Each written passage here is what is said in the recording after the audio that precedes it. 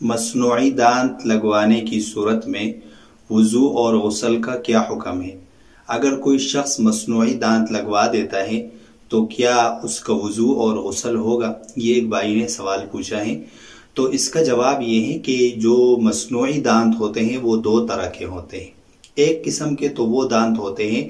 کہ وہ دانت منہ میں فکس نہیں لگے ہوتے، بلکہ ان دانتوں کو انسان آسانی سے باہر نکال بھی سکتا ہے اور ان کو ہٹا بھی سکتا ہے۔ تو اگر کسی نے ایسے دانت لگوائے ہو کہ ان دانتوں کو آسانی سے منہ سے باہر نکالا جا سکتا ہو تو ایسی صورت میں وضو اور غسل کرتے وقت ان دانتوں کو ہٹانا ہوگا۔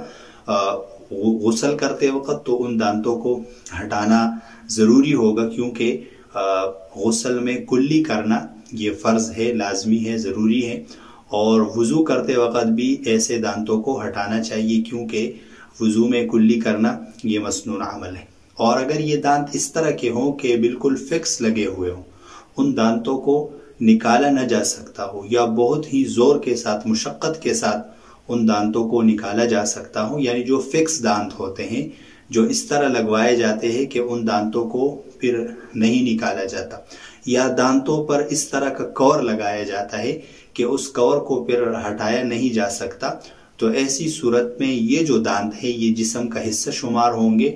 اور پھر انسان اگر کلی کرے گا غسل کرتے وقت یا وضو کرتے وقت تو اس کا وضو اور غسل صحیح ہوگا، وضو اور غسل پر کوئی اثر نہیں پڑے گا۔